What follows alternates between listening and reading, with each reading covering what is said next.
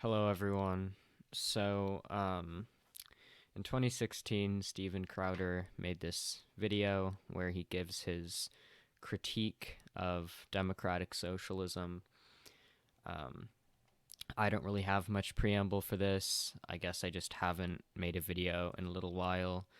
Um, and I figured Steven Crowder would be a pretty easy target for a quick response video. Um, so here we are. I will say Steven Crowder spends like 50 seconds of this video just talking about like what is democratic socialism, how is it different from regular socialism, what separate implications does it have. To be honest, I don't care about this. I find it wholly uninteresting to argue about the definitions of words. So I'm just going to skip all of that and get to about 47 seconds in, where he starts actually giving his critiques of socialism, because that's what I want to respond to. That working out. Venezuela?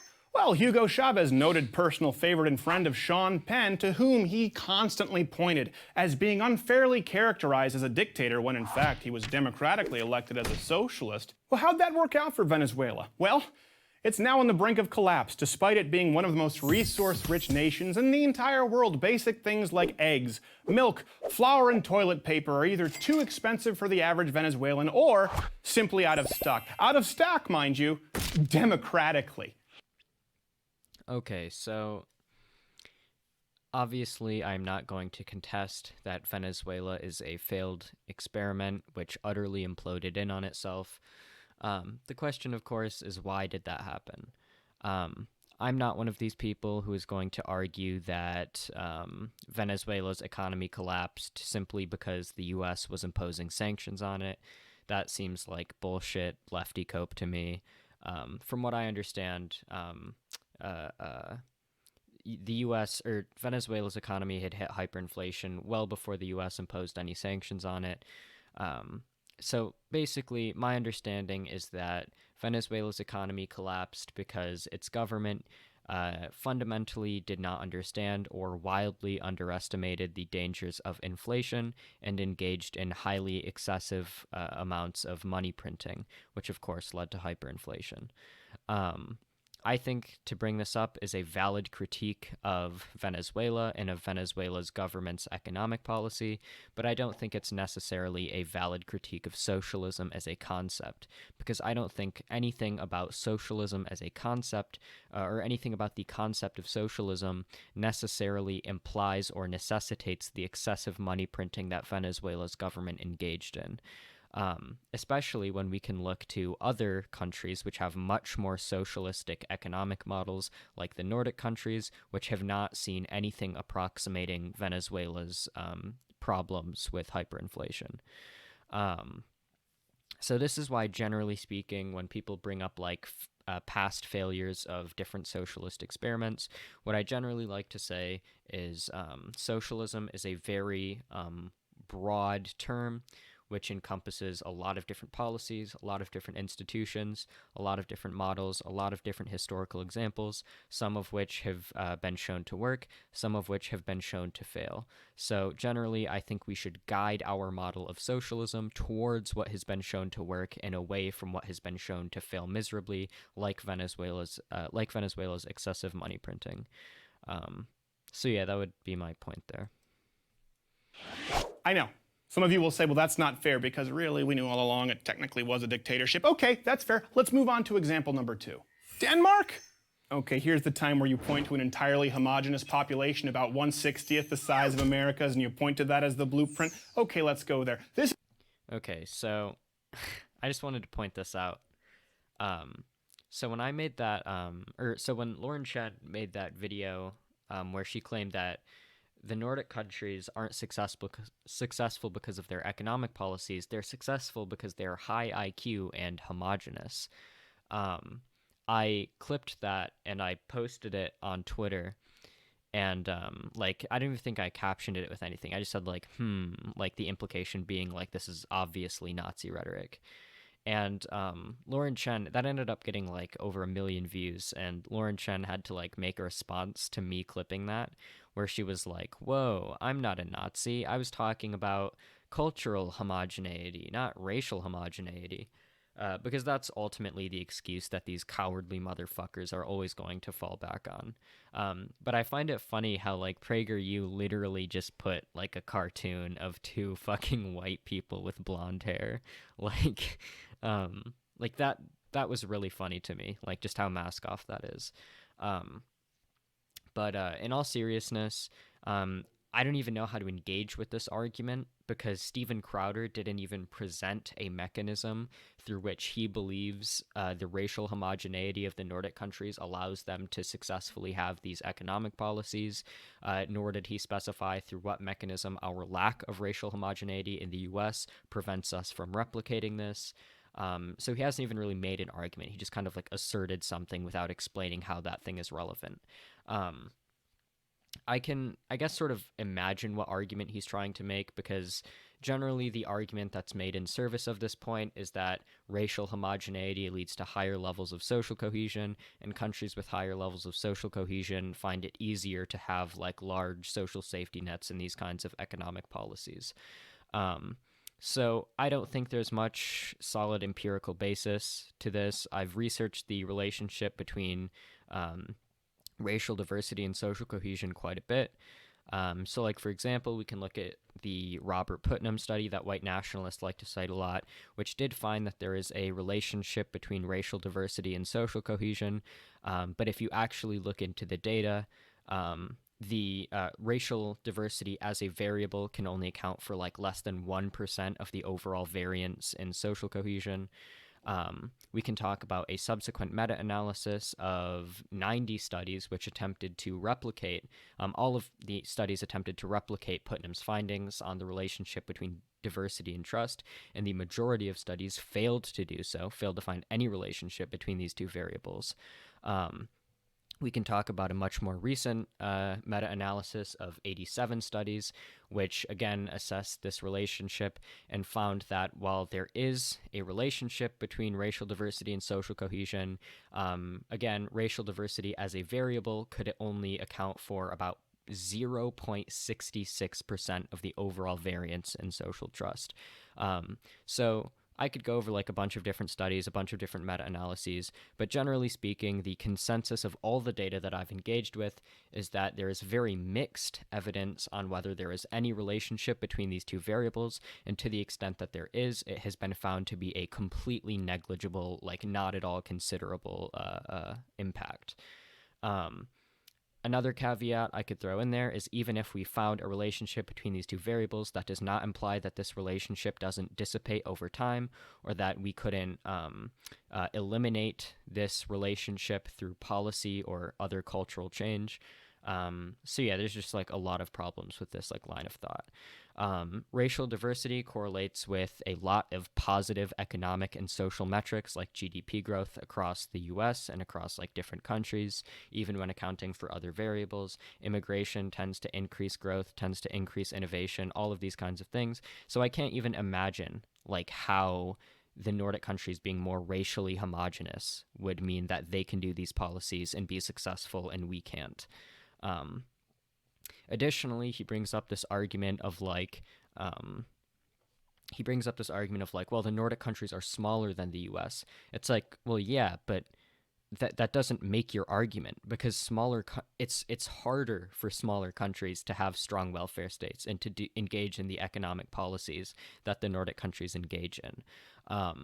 So like it tends to be the case that smaller countries, because they have smaller internal markets, necessarily have to rely more on exports, which makes it harder for them to have a strong functioning welfare state. Um, so like yeah, so like the idea that us being bigger than the Nordic countries is like an impediment to us being able to replicate the economic policies that they've been able to do, just is not true at all. In fact, us having a bigger country would make it easier for us to do that. So yeah, I have no idea where this talking point came from. I don't know why conservatives say this all the fucking time. It makes literally no economic sense, but about 1/60th the size of America's, and you point to that as the blueprint. Okay, let's go there. This is a place where the middle class can't even afford a car because of the 180% new car tax. okay, so this is highly misleading. So Stephen Crowder points to the 180% car tax and acts like that is representative of Denmark's broader economy. It's absolutely not. The reason why there is a 180% car tax is because, in general, in Denmark, people don't need cars because it's a much different country than the US, and people can get where they need to go to and from their jobs, to and from the store, etc., just by like riding bicycles or riding public transport. So in Denmark, there generally isn't a need for cars, and reports at the time when this law was passed were finding that the usage of cars in Denmark was a net drain on Denmark's economy and environment. And so Denmark decided that this was like driving cars was an activity that it would be intelligent to sanction. So this was like a specific activity that Denmark intentionally increased taxes on to stop people from doing it. This isn't something that's like representative of the broader functioning of Denmark's economy, as Stephen Crowder implies.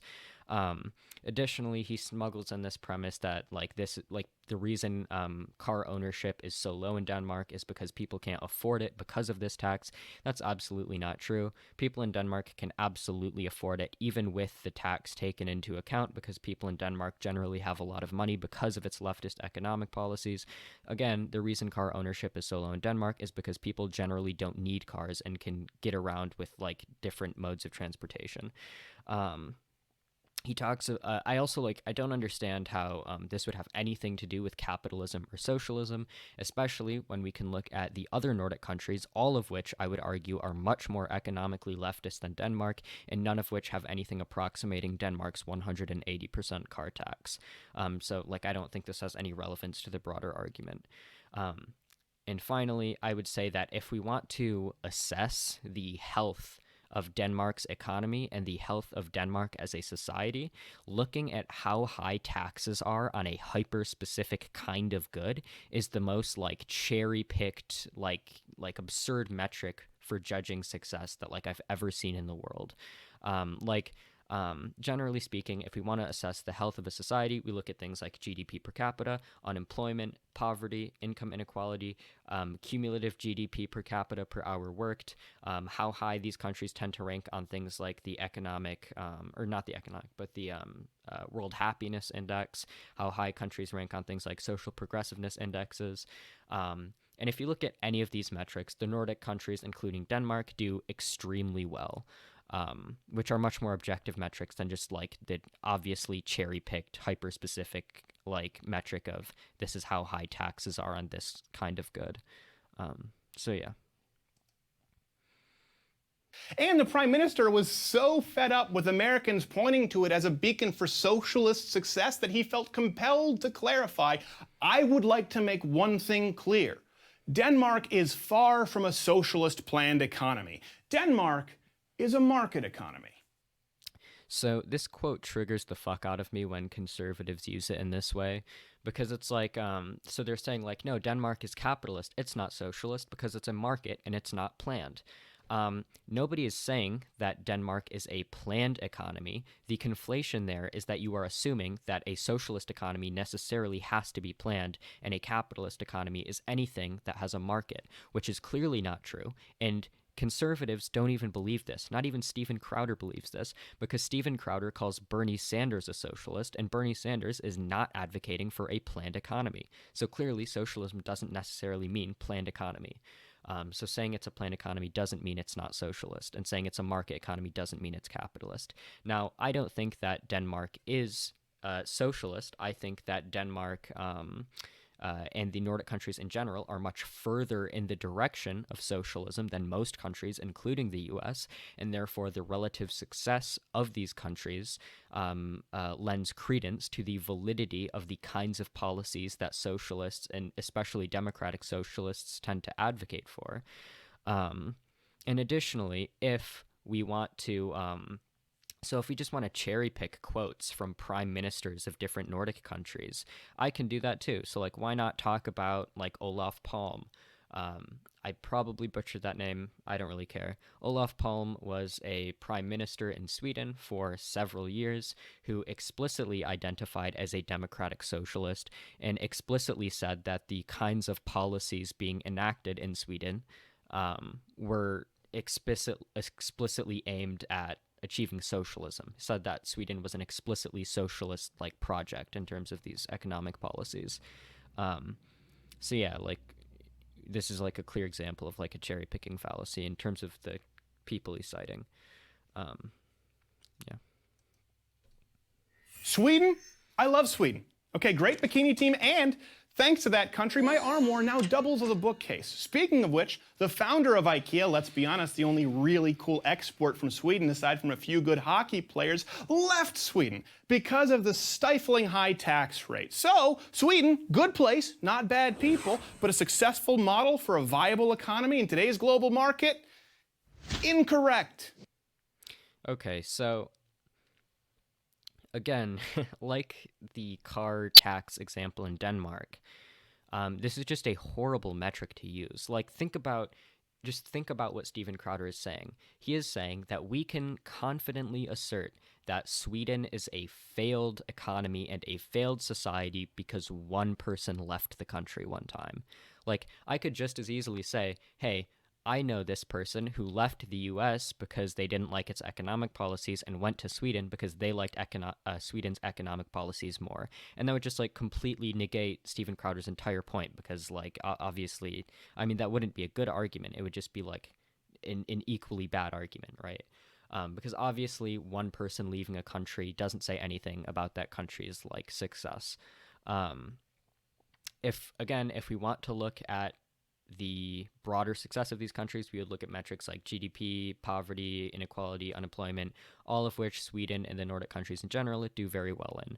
Um, Even if we want to look at like this specific kind of problem, economic problem that he's trying to illustrate with this individual example, it doesn't hold up if you look at a broader sample size. So like what Steven Crowder is trying to get at here is that socialist policies stifle entrepreneurship and stifle innovation, and we can see this because this innovative entrepreneur in Sweden left Sweden because its economic policies aren't conducive to that kind of attitude. So if we want to look at like a broader sample size, the OECD has a metric called the Enterprise Birth Index, which tracks entrepreneurship across different OECD countries. And if you look at that data, Sweden and the Nordic countries in general tend to be more entrepreneurial than the US is.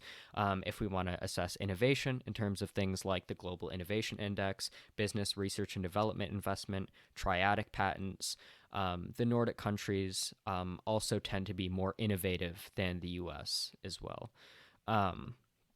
There's a study I often like to cite titled Innovation and Welfare, the Marriage of an Unlikely Couple, which finds that across OECD countries, innovation or social spending and obviously taxation funded social spending is positively correlated with innovation. So yeah, the kind of argument that he's trying to get at just doesn't hold up at all. Yeah.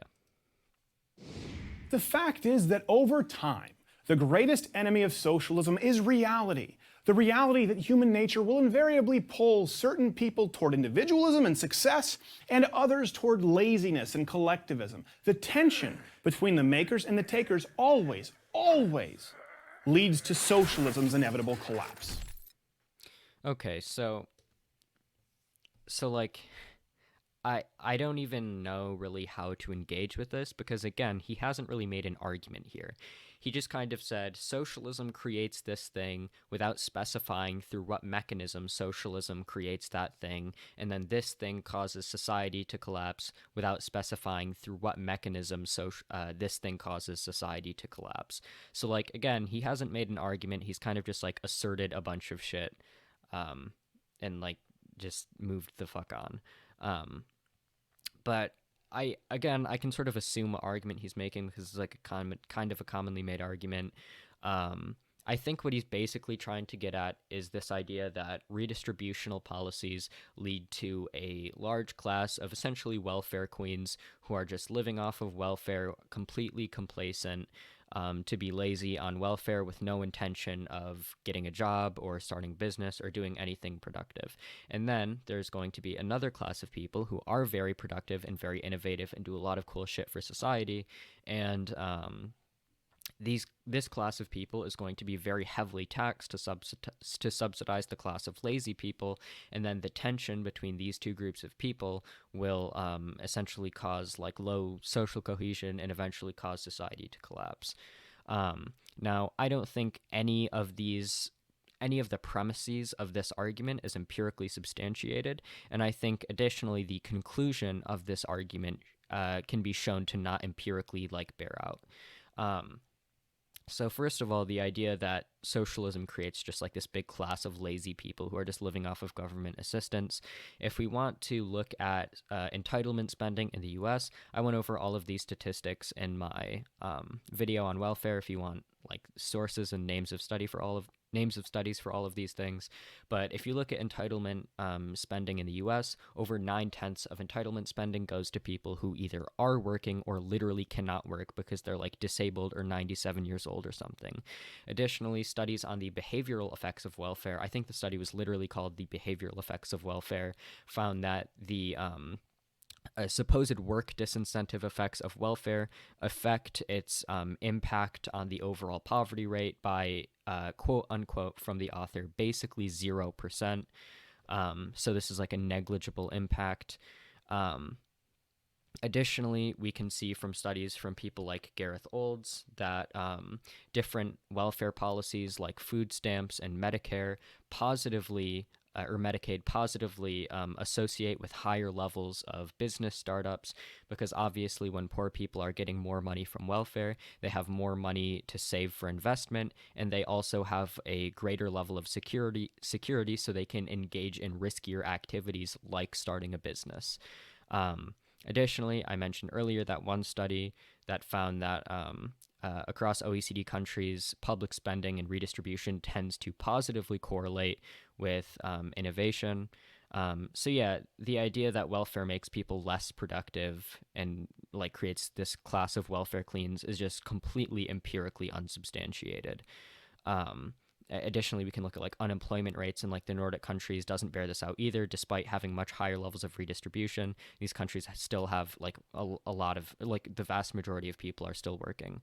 Um, and additionally, on the note of the Nordic countries, if this theory were true that redistribution will inevitably cause this societal collapse, then why is it the case that the Nordic countries have had these redistributional policies and have been flourishing and have shown no signs of slowing down or having economic harm inflicted on them because of these policies in this manner or social harm? Like, why hasn't this been borne out in any of these countries, even though they've been flourishing for decades? It's like at this point, it almost makes you start to think maybe the theory isn't correct. Always leads to socialism's inevitable collapse. But I know that I can give you examples of failed socialist economies until I'm blue in the face, and you won't care. Because at least socialism is inherently more morally altruistic than the evil, greedy, capitalist warmongering seen in the West. Greed? What's more greedy than wanting to take from someone else something that you haven't earned? Okay, so this is really fucking slimy, like what he's doing here. And it's kind of hard to realize, but this is a great example of a question begging fallacy. A question begging fallacy is used to apply to an argument which assumes as a premise of that argument the conclusion that it's trying to demonstrate. So if you were to like give like a really crude example, if you were to say like, hey, Mouthy, why is socialism good? And I were to say, well, socialism is good because socialism is good, and that means that socialism is good, you would be like what the fuck, like that's not a valid argument. Like you have to demonstrate the premise why socialism is good. You can't just say it's good because it's good. And that's basically what Steven Crowder is doing here, because when he says what's more greedy than wanting to take from someone else something that you haven't earned, when he says earned, the word earned kind of implies like some moral right to something. Like if you've earned something, you have a moral claim, a moral right to that thing that you've earned. So when he says socialism is bad because so when he says socialism is bad because it distributes resources in a way that's different from what people have earned, the implicit assumption that he's smuggling in there is that however the market distributes resources, that's what people have earned, and that's the most moral way to distribute resources. So he's using as a premise of his argument that capitalism is the most moral way to distribute resources without demonstrating why that's the case. So essentially, the argument he's making here just boils down to capitalism is good and socialism is bad because capitalism is good and socialism is bad. Nice. Very, very big brained argument, Stephen Crowder. I don't know how the socialists will ever recover. Unlike capitalism, free enterprise, which can only occur truly through voluntary transaction, socialism can only occur. Okay, I just want to like these are coming really quickly. So he says that capitalism occurs through voluntary transaction. I know the argument that I'm about to make has been made ad nauseum, but the basic counter argument to this is in order to say that I voluntarily chose something, it has to be the case that there was a reasonable alternative to me choosing that thing. So, for example, if I walked up to you in the street and I said, hey, give me all of your money or I'm going to shoot you in the head, and then you gave me all of your money, and then someone was like, whoa, why did you do that? And I was like, well, it was a voluntary choice. They chose to give me their money. You would rightly say, well, no, that wasn't voluntary because getting shot in the head isn't a reasonable alternative to giving you their money. And the same exact thing actually applies to capitalism, because under a capitalist economy, you basically, as a worker who doesn't own any capital, have two choices. Either A, you work for a boss under a dictatorial system that we call the workplace, or you starve and you can't afford healthcare and you can't afford food and you're basically fucked. Now, unless you think that starvation, like literal starvation, is a reasonable alternative to doing something, then the choice to work under a capitalist system is not a voluntary choice, and therefore capitalism is not, in fact, a system based on voluntary transaction. Only occur truly through voluntary transaction. Socialism can only occur at gunpoint. That's what it comes down to. If you don't pay your taxes, once you get through the IRS and the auditing and the lawyers and the PR stunts, people make you give the government your money, an increasing amount of your money, the more successful you are, or they send in scary men with guns to take you away. Now, okay, so I really like the argument that Steven Crowder is making here. I don't know how this like works on anybody, but he's basically saying like really, do you really think it's moral to tax more of Jeff Bezos's money to prevent millions of people from dying because they can't afford healthcare and to prevent millions of children from starving? And it's like, yeah, I do. And fuck you for even asking me that. Like, yeah, if you don't think that's the moral thing to do, then you're a piece of shit, is my genuine opinion. I think that children starving and people dying because they can't afford healthcare because they're paid poverty wages or because they're too disabled or too old to work, I think that is a much more immoral and violent outcome than having Jeff Bezos pay more money in taxes and not being able to buy like a 60th yacht or something. Yeah, I think that's a much less desirable outcome. And by the way, Steven Crowder doesn't even believe this. Steven Crowder is more than fine with coercion and coercing people at the barrel of a gun, as he says, because if you don't remember, Steven Crowder was more than okay with using taxation to fund Trump's border wall.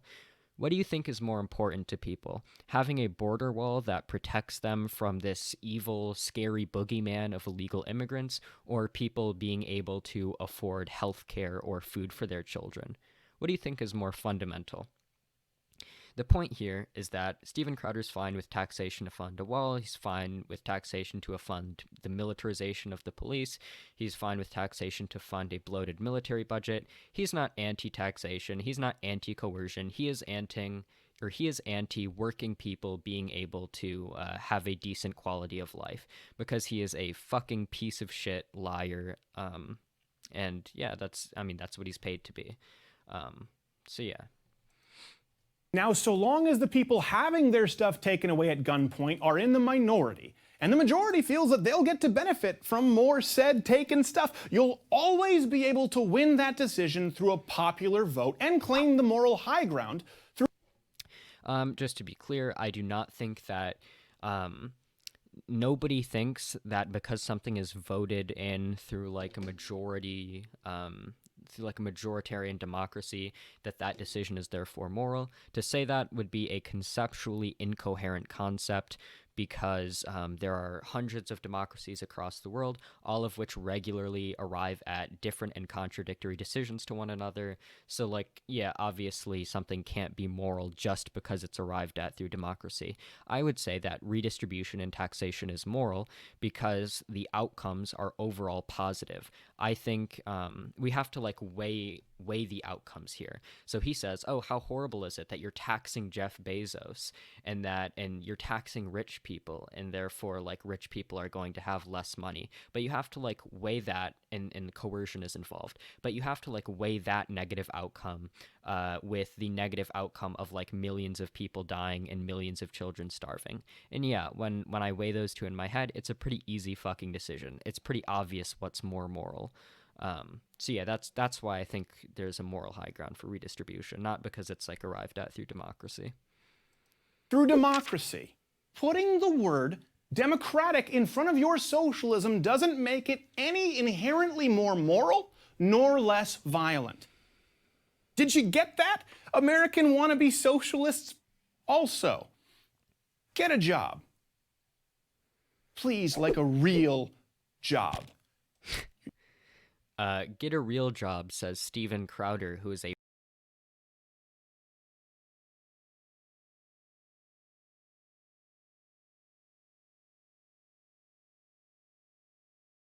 nice one. You'll probably have to shave first. I'm Steven Crowder for Prager University. To subscribe to our... Don't subscribe to PragerU. It's a shit fucking channel. Steven Crowder is a piece of shit. So yeah, that's all I have to say about that. Thank you to everybody who funds me. That being my $10 patrons: Alex, Daniel, Benny, Isocratic, Liam the Commie, and Hate Corruption.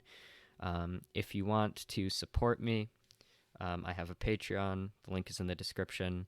I write essays that are exclusive about the same kinds of things I talk about here, and also I will say your name at the end of my videos, thus immortalizing you in, I don't know, something. All right, goodbye.